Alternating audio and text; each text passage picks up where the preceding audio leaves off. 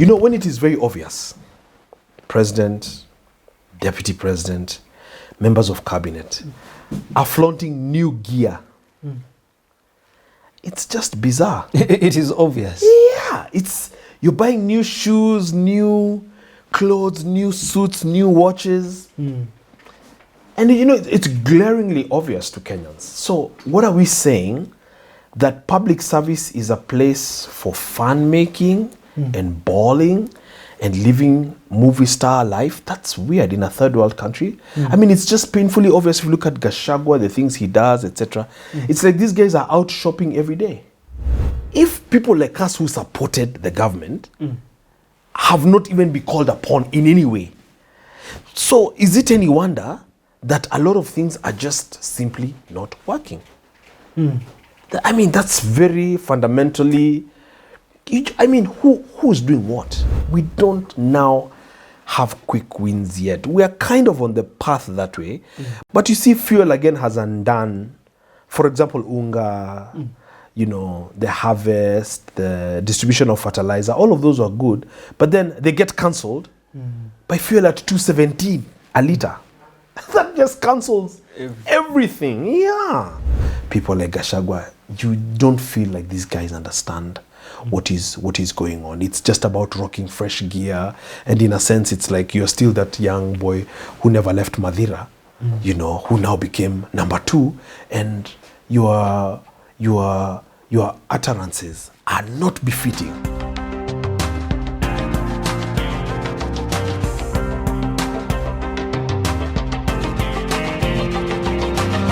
Hello there and welcome to Jadiel Kabiro Unfiltered on this year of 2024. Happy New Year to you and your loved ones from where you're watching us. I'm here in Nairobi, Kenya. You might be in Kenya, East Africa, or any part of the world. I'm grateful that we've crossed the year together. I'm sitting next to the insightful Benji Ndolo, political analyst and commentator. We're going to talk about a must-do for President Ruto in his 2024 agendas. He has his own resolutions. Of course, Kenyans have expectations. What are we expecting from him? That is my conversation. Benji, Happy New Year. How are you doing? Happy New Year, Kabiro, and very happy to be the first. The first of this year. Yeah, the first guest on your show. Yeah.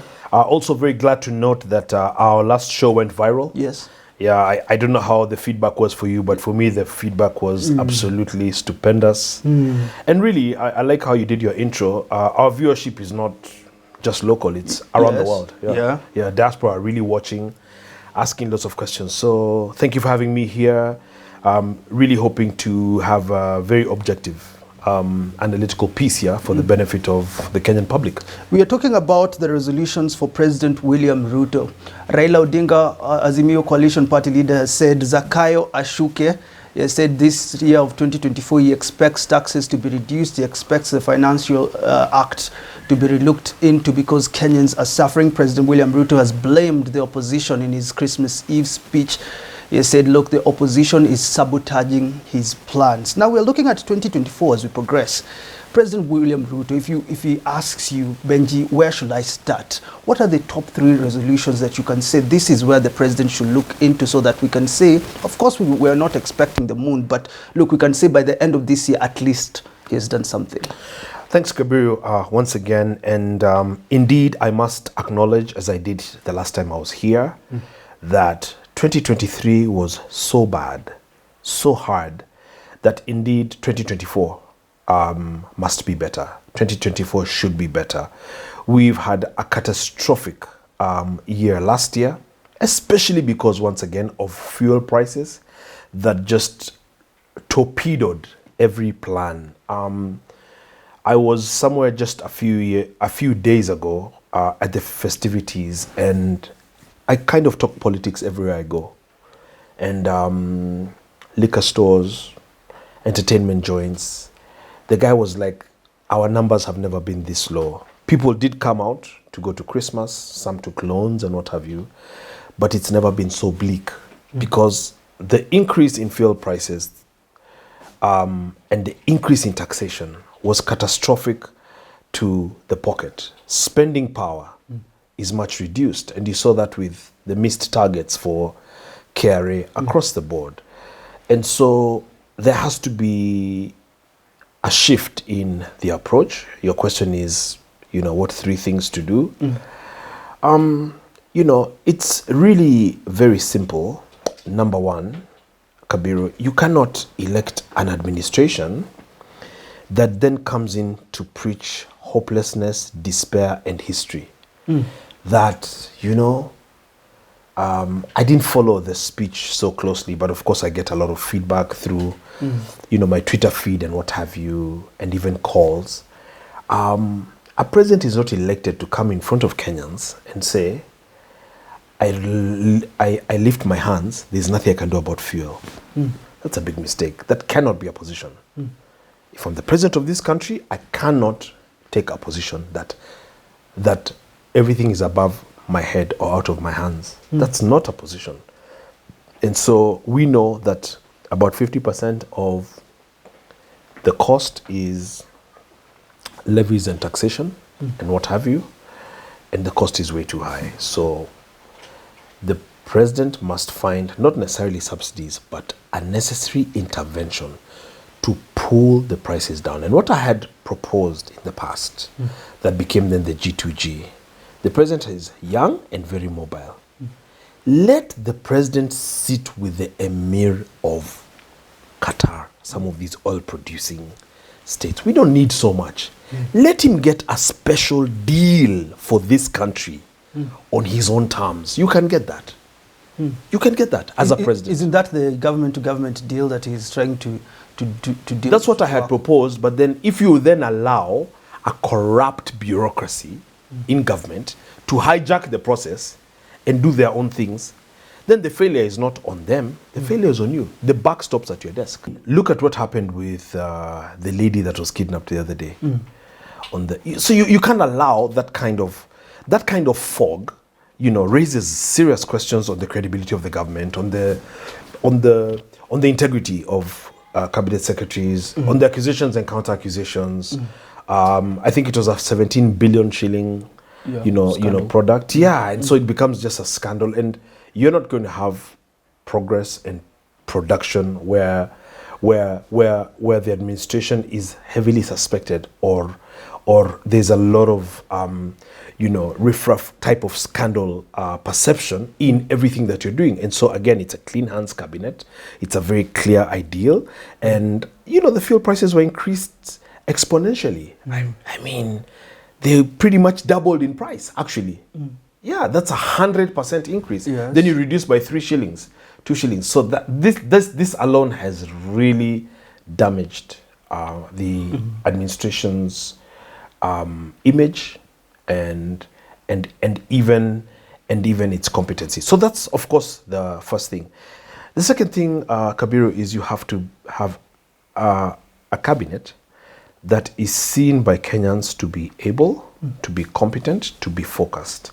That's not the case now. In fact, I regret to say this, but as I was coming, one of the simple things I was looking at and preparing is, in the new year, when it is very obvious, president, deputy president, members of cabinet are flaunting new gear. It's just bizarre. It is obvious. Yeah, you're buying new shoes, new clothes, new suits, new watches. And it's glaringly obvious to Kenyans. So what are we saying? That public service is a place for fun making and balling and living movie star life? That's weird in a third world country. I mean, it's just painfully obvious if you look at Gachagua, the things he does, etc. It's like these guys are out shopping every day and they're telling us they found no money. If you look at the clothes that they wear, this is a designer jacket. This is a designer jacket, 20 years old. I bought this in the US, it still fits very well. It's high quality. How is clothes a priority? This watch was a gift more than 10 years ago. It's gold. So we must have a leadership, and I know that our political system is toxic. I know that it's broken. I know that our political system runs on big money. Big money that is then the product of corruption. I know that our ignorant electorate also expect big money and handouts, and they would rather somebody corrupt or incompetent with big money rather than Kabiro, who is smart and clean with little money. I'm aware of that. And you know that is the I'm aware of that. With so many politicians, they would say, if I don't have money to give in Harambes, exactly, you won't elect me, so I have to steal. I'm well aware that the ecosystem is very, very broken. Last week I was in Masinga on the 26th and 27th. 120-kilometer journey took us almost 10 hours. Just from a light drizzle, the border of Muranga County and Machakos County. There are just no roads. There are no roads, there are no hospitals, there are no mortuaries. This is the country that we live in. And then the leaders are busy buying Gucci, Fendi, Versace. This is what I'm talking about. And so it is manifestly wrong, and it is something that is in your face. And this kind of thing breaks a society in the sense that even young people become so cynical. And remember, even as you're leading today, you are also thinking about tomorrow. So that even in your leadership and pronouncements, you are also setting down a culture for either good or bad. A culture either for constitutionalism, Kabiro, or for otherwise. Which is why, for instance, when the president says, you know, kisu nimepewa, si ya kukata mboga. You know, the president must not be seen to be assaulting the constitution. The president must not be seen to be callous or dangerous. He's a head of state now. You know, they're now above those Jubilee petty fights and, you know, wacha tutakutana, you know, that kind of thing. And so that, again, is a big concern, you know, the competency and pronouncement. I think you saw what Murkomen did the other day to a friendly nation, Rwanda, you know, a huge diplomatic gaffe, completely unprovoked, that went viral, not just in Kenya, but in the region. So again, not an attack on the CS, but we must have a very sober approach to governance for this year. And then lastly, the president must acknowledge that things are not just bad, but that the disappointment and disillusionment is real. I think if he starts there, if I was his advisor, I'd say, Your Excellency, we actually have a problem. I've seen some things online and even offline where people who a year ago felt that Ruto can outperform Kibaki, they have now either switched position or pulled back on their expectations. Because time goes very fast. We are now in the second year. Remember, soon we'll be in campaign mode. Actually, next year. Yeah. From next year. So and I kept saying this, there's no time. There is no time. And so you then have a problem in the sense that, you know, what can you do to realize quick wins? What can you do if the jobs growth thing is not working, so much so that the president is now negotiating for jobs abroad, for jobs in Saudi Arabia, etc. It also tells you that the economy here is fundamentally broken. I think you saw the video, I think I shared with you the video of the ships circling, waiting to dock in Tanzania. You know, sometimes when you're running things badly, you now become even a victim of propaganda. So let's say, even if, for instance, it weren't true, you can see how easy it is for Kenyans to feel that it is true. And to believe it, yeah. To believe it. Because the cost of business is too high. Cost of electricity is too high. Kenya Power is almost on its deathbed. Performance is down. Their stock is down. Kenya Airways, the same. The president the other day gave an interview, talked about KICC and what have you. A lot of them were smart points, yes, but then a lot of Kenyans are questioning the ulteriors. And so once again, the expectations have dimmed, and this is, I'm talking about from supporters. In fact, there was also, maybe as I finish this answer, there was also, I saw a categorization of the three types of people that are opposing the president. Number one is critics, Azimio people that are just critics. Number two is disappointed people, CG people who expected to get something, etc. But you know, even as a political scientist or a political strategist, Kabiro, what is the value of having people support you and then you gaze on or cheer on when they turn into your critics. I don't see, if you had supported my campaign, why would I allow for you to turn? I mean, they did some of the most bizarre things. For instance, they raided Raila's office. I'm told through a lawyer, Jakakimba, Raila's former PA.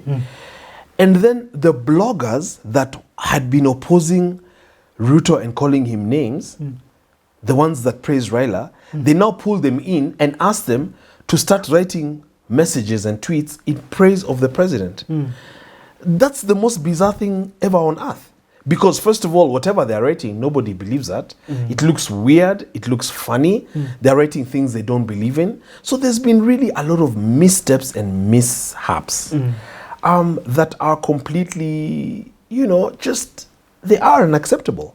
And why foment a problem where there's none? And so those three things, I know I've been a little verbose in explaining that, just the realization that things are that bad, the need to really intervene anyhow, somehow, on things like fuel prices, that will be really a first step in going.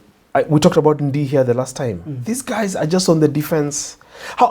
What's the purpose of governing being so unpopular when you have a lot of goodwill? Let me not say all the goodwill, but a lot of goodwill. And then now to resort to blaming the opposition, blaming Uhuru, for me, that's never a strategy. Should he reshuffle, going to a second point, reshuffle cabinet? He tried shuffling, took CS Kuria from industrialization to public service, tried shuffling a little bit, but is the clearest show to Kenyans that is ready for action in 2024, reshuffling his cabinet, bringing new people in? Yes. The president should reshuffle cabinet. It should be early on, because again, time is going. It should be a very radical reshuffle. He should bring in a lot of new voices, new minds, fresh minds. There's no time. It should be very dynamic. He should bring in completely unexpected faces, young people, thinkers, radical, activists, even if you may. This is the only way to salvage. I'm trying to avoid President Ruto going down the path of Uhuru. And in a funny way, in a weird way, the former deputy president is going down exactly the same path. A path of, the perception is completely off as to competency, as to what you can do, number one. Number two, a lot of PR, a lot of talk, a lot of... If you remember when Uhuru started, Uhuru was just a cool guy and he's trying to do this and trying to do that. And in the end, you just query what was really working, because none of his initiatives, if you look at Big Four, which are big initiatives, manufacturing, finished, farming, coffee, milk, etc., Huduma number, just riddled with the money they were borrowing, the Eurobonds. It's just such a disaster that you don't want this current president leaving such a legacy as well, because that would be 20 years of complete, mayhem and infamy. So how do you recover from that? And so early on, if you just shuffle early on and get the right... If Kenyans could even have a lot of confidence in three, think back to Kibaki days where, it was tough, but you find that Kenyans, even if they don't like someone, you cannot like me, Kabiro, but you cannot argue that Benji is smart. I mean people like that who they feel, you've refused to support Raila, you've refused to respect Raila, but it's a fact that you're smart. In fact, I wish you were on our side. So Kenyans would feel aggrieved that Michuki, is dealing with the Mungiki menace in this manner, or that they have to walk. But not all of them will agree. Michuki is a sharp guy. He's a no-nonsense guy. And when he puts his foot down, that's it. Nobody's going to, not parliament, not anybody. Nobody will change him from that. So that kind of competent, hands-on change must be, administration is what the president needs. But now this thing you have here, there's a lot of mockery and criticism on, Nakumicha, Murkomen, Kuria, etc. It's baffling at best. Then I'd want to know what you think about, because people say he's hands-on. He's everywhere. He's doing almost everything. But that's the problem. And you're saying that he has incompetent people on his side, and you're also saying that he needs to act more. Then where is he getting it wrong? Because he's hands-on. He has his own ideas. He says he doesn't even think about 2020 past 2027. He wants to. Kenyans have elected him to work. Where is he getting it wrong? Because he seems like he knows everything that is happening in government. Yeah, you see, that's a good point. You see, and I have a bit of experience in administration and government. You don't want to run the government as a one-man show. So, off the record, I've had CSS say, us we're just there. They're like flower girls. The president is convening a meeting, asking himself questions and answering the questions himself. Yeah. So, I mean, you want to put a good team in place, a strong AG, you want to have an agenda, a good agenda for this country, and then you want to lead from the front. So leading from the front is not being everywhere every day and saying something every single day and then opening yourself to mockery from Boniface Mwangi. You just want to be an executive who goes around a bit, speaks less, and the results speak for themselves. Okay. That's the formula. Now, that's the formula. So when you see him on the ground and we're talking about everything, seemingly knowing everything that is happening in government. Yeah, you see, it just makes you look bad because you're talking about everything and you're everywhere. And Kenyans are poorer. It's a fact that Uhuru left Kenyans poorer. And they had themselves a lot of belief, confidence, that Kenya Kwanza within 6 months will start evidently turning things around. You remember the clip we talked about, the Matatu clip, and that's just a snapshot of how people are talking. Where even the lady, some old lady there, just a mama. She was like, hey, ata moya rudi. How watu wajui kabisa. Those are very, those are very prevalent sentiments. People just feel, and if that was also, we would not be sitting here talking about this in that way. So that, thank God for the rains. Prices are coming down, but not even fast enough. Not even fast enough. I think the dollar shilling parity, exchange is an unbelievable disaster. And you don't sort out a disaster by just saying, we must have pain. What can we do? By preaching despair and then being defensive and practicing name calling. You don't do that. You don't govern that way anywhere. Then I don't even think you govern that way in Russia. So that's why I'm trying to correct them out of that path, because that's a perilous path. There are two things. We have our own expectations as citizens, and then he has his resolutions, right?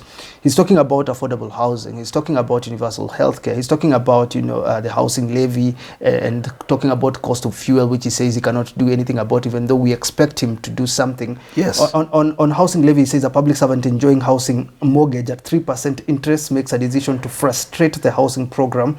I believe this is Okiya Omtatah. Robbing millions of young people employment prospects. How can he balance his own resolutions when it comes to housing and universal healthcare and our own expectations about cost of living? Again, I'm cautioning the president because he's just going down the perilous path of Uhuru Kenyatta. You see, President Ruto is a personal friend of Senator Okiya Omtatah. Yeah.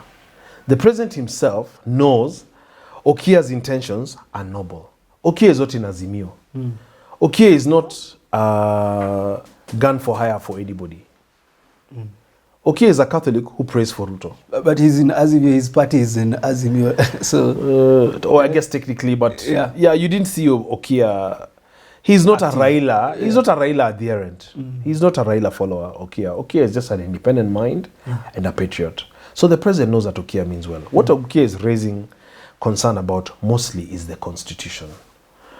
He's an advent and an activist for rule of law. Kind of like what Martha used to be seen as in those days, Karua. So the president understands more than anyone that Okiya means well. The issue is not housing levy per se. It's the credibility of these programs. You know, can you force somebody to buy a house? I think it's a matter of if the government owns a land, there's a need for housing. You are able to mobilize the funds from investors. Why not just put up the inventory, and then in a fair market, using then different formula and verification systems, just make sure that you put the houses on the market and that you don't have one person buying 10 houses. You know, so you have verification that when someone applies for a house, then you look at who the person is, what they are, and they qualify basically, and then you afford them the opportunity to buy the low-cost house. But then the way this thing was being perceived is, first of all, it was a shakedown. You know, the housing levy, then it was a tax, then it was a grant, then it was not a grant, it was a loan, something to be paid back, then it was a 7-year mortgage facility. Yeah. So again, the president didn't take time to craft the product and market it in a way Kenyans understand, and then the communication strategy. And even we as communications people who may have not been asked by anyone what we can do to explain this thing better, etc. Not PS Hinga, not PS. So if people like us who supported the government have not even been called upon in any way, so is it any wonder that a lot of things are just simply not working? I mean, that's very fundamentally, I mean, who's doing what? I was here with Philip Kisia, former Nairobi town clerk. He was telling me Ruto is working as if he knows everything. I wanted to know from where you sit, because you're saying you haven't been called. People that Ruto, you were supporting the president, you expected probably to be part of the people that will build his government, but you haven't been called. Is this the case that now that they're in power, they want to control everything? They think they will know everything, because even if you look at the dialogue team, when it comes to cost of living, they said we have our own plan. They didn't even address it. Is this the case with Ruto's administration? It's kind of the case, and you know, that kind of arrogance. You see, for me, even if you support a candidate and they even win, let's not even talk about money, Kabiro, because it's not like I'm hungry, it's not like I'm suffering. Even if we talked on pro bono basis, even just to sit and put our heads together, if that's not happening, and two things I want to mention. One, the perception that, first of all, tribe. Like, are we back there in the 90s where, you know, you have to be Kalenjin or everything has to be Kalenjin? That's bizarre. That's weird. How is tribe a consideration? On that level, Yet it's been. Do you think this is the case that if, say, you are Kalenjin, you would have been in things would have been, exactly. That's the perception. That's the first thing that I must say. And it's embarrassing. The second embarrassing thing is, you know, when you start off on the wrong footing, so that even for us who supported the administration, you then kind of become embarrassed because people are basically laughing. You know, they're like, what did you expect? And yet for you, you had good ideas and good expectations. So why should it be then that you have to somehow become an apologist or somebody who cannot even walk tall and proclaim that, yes, I supported Kenya Kwanza and this is our vision and this is now what we are achieving, because indeed, what are we achieving? And so, yeah, and so it just calls for, you know, I don't understand, is it the ego? You know, I'm hearing a lot of this that, you know, you hear a lot of that the president doesn't listen, the president doesn't want to, you know, but by the way, let me correct Kisia. It's not, okay, nobody knows everything, but it's not bad. I understand Ruto, by the way, and there's a reason why I supported him. It's not bad to be all-knowing, you know, very energetic, knowing many, many, many things. What is wrong is to kind of not consider other people and other voices and to just kind of seclude and exclude yourself from, you know, from people and from the processes and from even from dissenting voices. A real leader. I think there's a book I had recommended called Team of Rivals by an American president, where the president was very keen on just having at the table a team of dissenting voices. Some of these countries are so great, and they didn't happen to be great. They were made great by individuals. I'm looking at a biography on Shimon Peres. I mean, it's just unbelievable. The grit of some of these leaders lived to, I think, 93, 92, 93. Yeah. The kind of things that they've actually done. It's not about chest thumping. It's not about name calling. It's not about threatening. It's not about hating your own supporters. I mean, how can you hate your supporters? How can you fight your own supporters? And then now, ultimately, the strategy of, okay, we have a plan, but the opposition, that's hollow. You know, if Ruto was performing as he should be, do you know Raila would have nothing to say. Raila would have nowhere to pass whatsoever. It would have taken the wind out of his sails. But now the opposition, to be honest, if I was opposition leader, I'd give this government a hard time, because a hell of a hard time.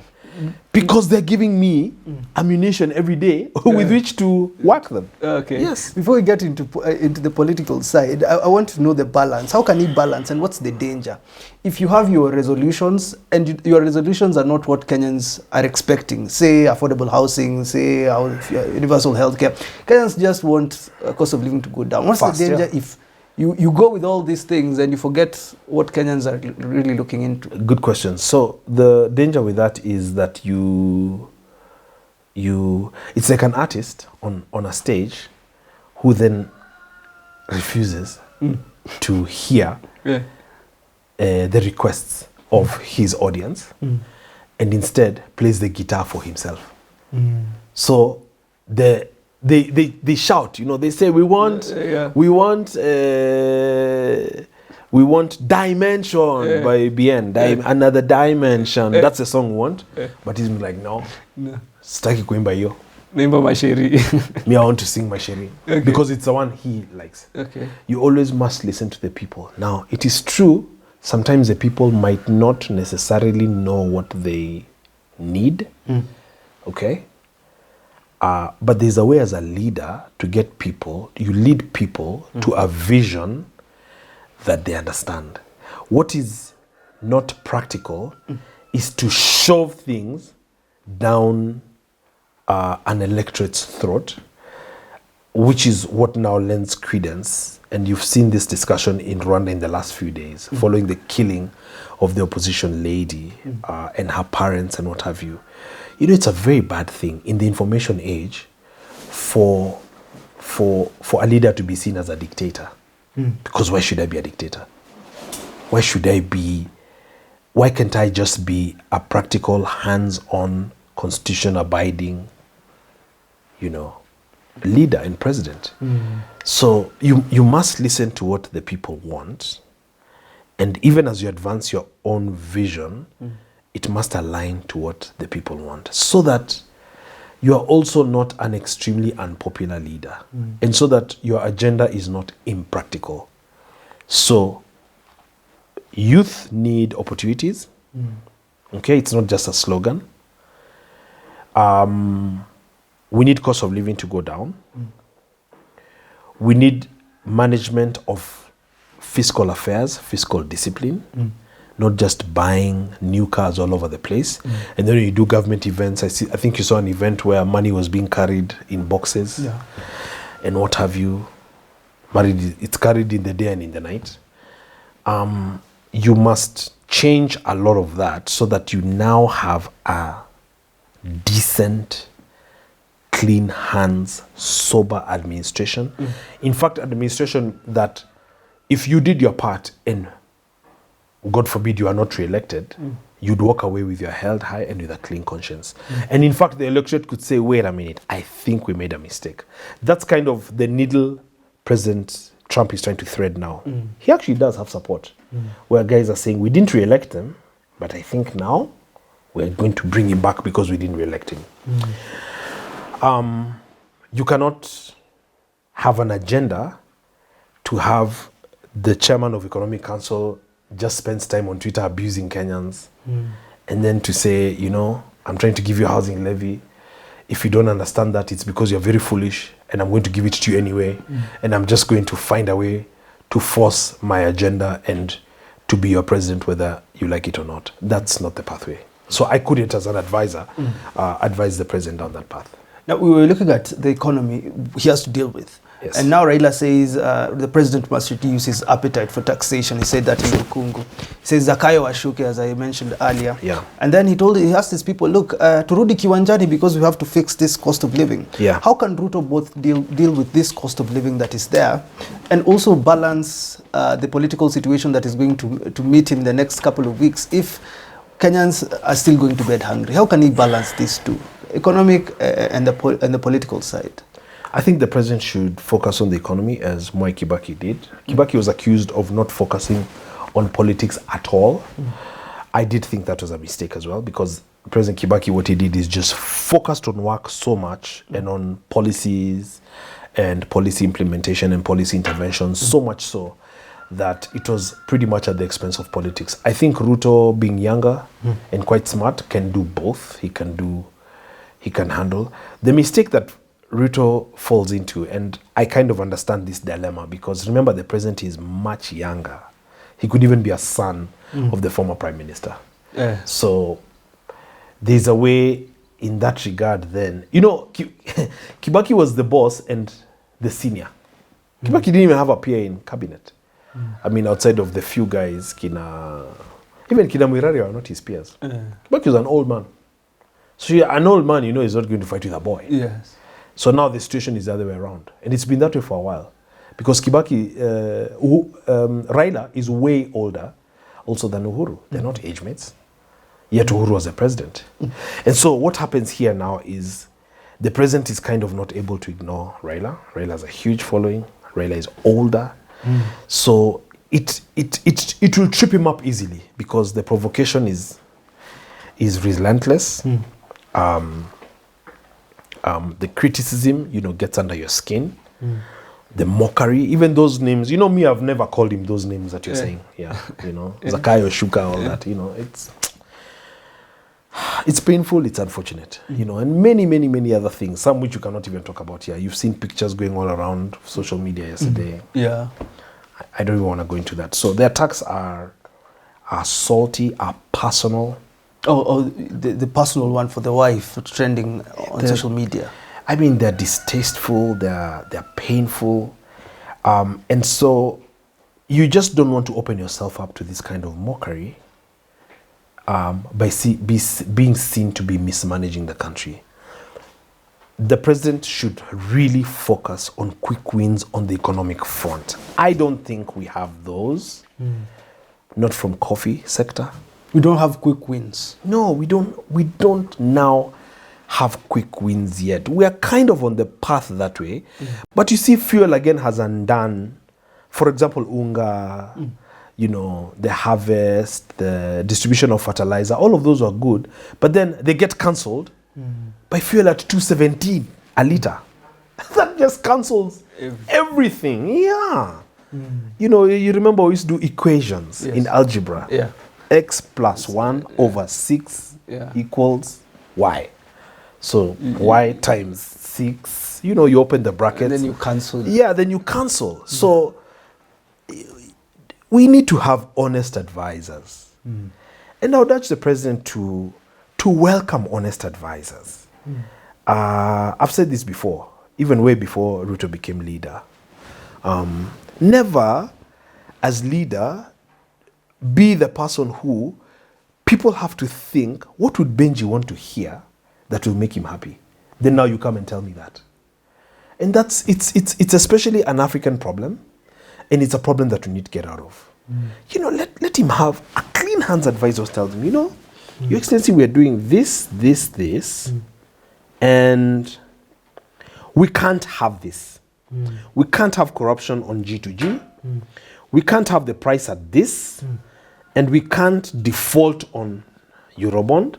Just clean advice. And this is the way out of that. And have honest discussions, both in private and in public.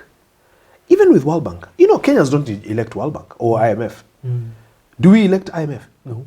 We elect leaders, our own leaders, with our own agenda. You can't elect a leader, then now they came and tell you, I had a plan, but IMF held a gun to my head. But Musalia Mudavadi, in an interview on Citizen, he said, what would Kenya be without IMF? He said we'd actually be on fire. Could this be true, that without IMF, Kenya would not be standing? I mean, IMF are good partners, okay? They have funded a lot of programs, even in my village. But then we must not be slaves of any multinationals or international financial institutions. We believe in partnership. So IMF is a partner and on favorable terms. Am I right? On favorable terms. So if we cannot get favorable terms, then we are human beings. We can find other ways, it's true, of raising revenue. By the way, Kenyans are very hardworking. So let us not put it like, without IMF, Kenya is dead. Yeah. Come on. No, I don't believe that. So back to this question on politics. Is Raila the man to change or to make Ruto change the situation in the country? Because we saw what happened last year. There were protests, there were MAANDAMANOs, and then they went to dialogue, everything fizzled out, and then he's talking about another phase of MAANDAMANOs this year in 2024. Will he be the man to make Ruto change the economic situation? So I want to give a very interesting answer. It is obvious that Raila's best days are behind him. Raila is 79 this year. Actually, Raila will be 79 next week. Actually, later this week. Okay? Raila will be 80 next year. Raila will be 80 years old next year. For this threat of MAANDAMANOs, I blame the president. It is the president's own doing, the president's own handling of the economy and handling of the NADCO report, the National Dialogue Committee. Just the handling of the current affairs is what is giving strength to Raila and Kalonzo. If the president could have performed better, these guys would have nothing to say whatsoever. And so, in a vibrant democracy, it's unfortunate that MAANDAMANO, in our case, translates into violence and looting, but it should always be an avenue that people can come out and express their grievances and dissent. Not forgetting that in the last one, what happened in Kisumu was very unfortunate because of serious human rights violations and even killings. That must cease to be the case, because this is a country that is trying to grow forward, not move backward. The reason why I've asked you that question is because the place of opposition, Ruto says it's them sabotaging his plans, but is this really the case? Is the opposition as active as it should be when it comes to fighting for Kenyans? Are they that bad for Ruto? Ruto must consider himself lucky that the opposition is very dysfunctional. This particular opposition is, I think because they also have a lot of experience politically. I mean, they all are the president's political seniors. You realize that. Raila is older in age. He has also had considerable experience, politically. Martha got elected before Ruto in her debut into, her political career. Kalonzo is actually the senior most politically, experience-wise, than all of them. Than even Kalonzo second only to President Kibaki. Yeah, I mean, Kalonzo's been around. I think Kalonzo was. Can you imagine? Kalonzo was elected in 1985. He's a former deputy speaker. VP, actually, vice president. Yeah, he's a former vice president. But even in those days, in the Moi days, he was deputy speaker of the National Assembly.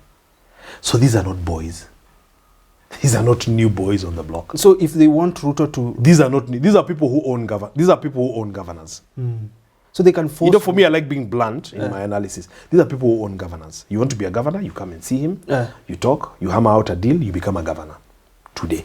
As simple as that. If you have the backing of Kalonzo... Yes, because he has the party.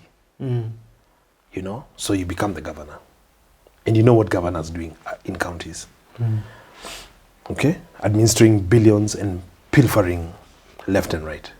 So this is the system that we have now. I mean, Raila owns governors. That is That is common knowledge, even to a child. So again, in that regard, these are people who did not even anticipate losing. So they've been disorganized as opposition. Okay. Discordant voices, no particular... they should have an agenda that is counter to the president's on the table. This is what we could do. This is what we propose. This is what we accept. This is.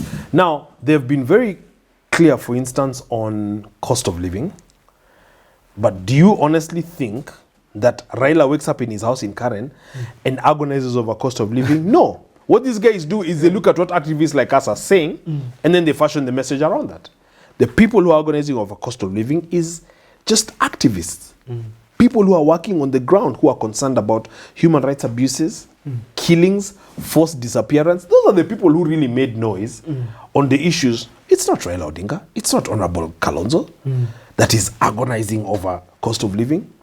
It is people like us who don't hold office, but who have audiences and platforms, etc., who continually, without fail, highlight, human rights abuses, highlight cost of living. Until now, you have MPs. An MP goes to a bus stop, loads a matatu. You saw what Nani was doing Jalango. Then pays fare. But you see, those are band-aid. Those are not sustainable long-term solutions. And so the opposition must also be called out for incompetence, dysfunction, and lack of vision, as well as lack of clarity. They are only able to mobilize because people are angry, because people are very disappointed. But do they really have a plan? Ruto talked about their plan. On paper, it was a good plan. On paper. Does opposition have a plan? The answer is no. There's a lawyer who's saying if Azimio was really keen on cost of living, they wouldn't have had this dialogue without cost of living being priority one. That's true. Does that make sense for you? Yes, that's true. Raila is a political animal. Raila has done a lot for this country. Raila's problem is also that he also believes deeply in gimmickry and tricks. For him, I think this was just, how they say, like, he's hungry for power? This was just an avenue to bring him closer to the president, closer to the table, etc. Anybody else could see, how sincere do you think the government side was on this? How sincere do you think the government side was? I think it was just, as usual, something to placate him, something to manage him, something to buy time. And so sincerity is also what is really lacking in our politics, and is what needs to be there. Just a very clear sense of purpose and sincerity of cause. When Raila says, this is what I want, when Ruto says, this is what I mean, Kenyans know exactly what it means. We don't really have that. We have now where Raila says he wants this, but there's also a lot of suspicion that he's trying to attract a phone call, that he's trying to, Gachagua said, Raila came, we talked, he asked for cabinet positions, we said no. He asked for ambassadors, we said no. Then finally he asked for some money. If I was taken to court today, I would provide that footage in front of the judge. Tukamwambia pesa ya kukula, tunaweza kukutafutia. Those kinds of public pronouncements also, they're very disturbing. I want us to have a second part of this conversation, but as we wrap up, in a nutshell, when you look at President William Ruto, because our second part will talk about his utterances, the threats, and we'll also talk about his leadership style. But when you look at the president's resolution and the expectations from Kenyans, what is your message to Ruto? And Kenyans thinking, look, this is 2024, it's a new year. Hatutaki stress, hatutaki kukasirika sana, tunataka tu pesa kwa mfuko. Yeah. What would you say? My simple message to His Excellency the President would be, to be honest, for the love of God, don't add anything else. Don't add even 1 shilling. Yesterday they added the expressway. Kenyans are taking it in such bad taste. It's like, do you hate Kenyans? Is this hatred? What is the vindictiveness about? Of course, we know you are trying to raise money. Money is needed for campaigns, money is needed to pay debt, etc. But my take would be, don't add anything. Find a way, get the best. Talk to ISPAC even.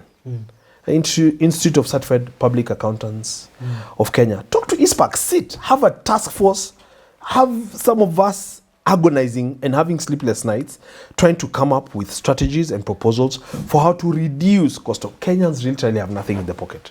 Where could they be getting?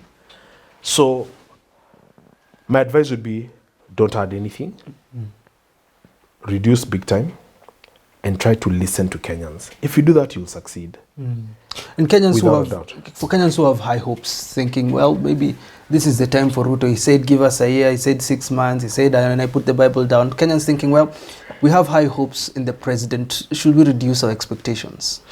I think that I've often heard people say, give him time. Let me just take this opportunity, Kabiro, once again to say thank you for having me here.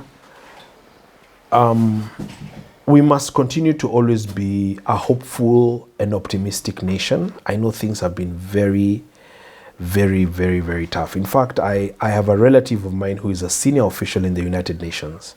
And on the day when they added fuel that way, he just sent a message in a family group.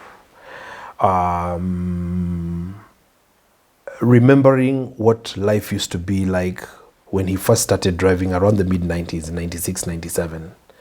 And just contrasting then, which was still a very bad period under Moi, with now. And he shared a verse, we remain unbowed, whether the storms be, whether beaten and trampled upon and persecuted, which is how Kenyans feel. We still wake up every morning with hope, with a new hope, with a belief that there's a God in heaven, that this country can be a better country, that somehow all these problems will eventually just go away. And so that hope is also what keeps people alive and going. Otherwise, the going is very tough. Families are returning children to school in this January. I mean, you know what that's like.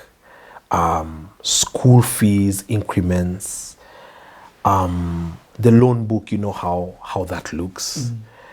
The cost of food, the cost of sending a child to school, the cost of schools, keeping these kids in dormitories and in class without riots, basically. It really is something. And so once again, there's nothing as important as a people having a leader that they feel this leader really understands from the bottom of his heart what we are going through. And sometimes you listen to the pronouncements of people like Gachagua, you don't feel like these guys understand what is going on. It's just about rocking fresh gear, and in a sense it's like you're still that young boy who never left Madira, who now became number 2, and your utterances are not befitting of the office. So let's have some decorum, let's have some decency, let's have a listening and caring leadership so that Kenyans can have a bit of hope and give it a bit of more time. Ours is honestly to just wish the country and the president the very best. Because what kind of person would I be to wish the president to fail? His failure is our failure. True. Let us understand that. Happy New Year to you. That has been a conversation with Benji Ndolo. I know we can talk for hours on end. It's almost an hour of this conversation about resolutions and expectations for President William Ruto. Again, Happy New Year to you and your loved one. Tell me on the comment section, what is your expectations for President William Ruto in this year, 2024? Benji Ndolo, I hope I'll have you again tomorrow for the part 2 of this conversation. It's about... Thank you so much for this conversation. Until we do talk again, have yourself a lovely rest of your day. And again, Happy New Year to you and your family.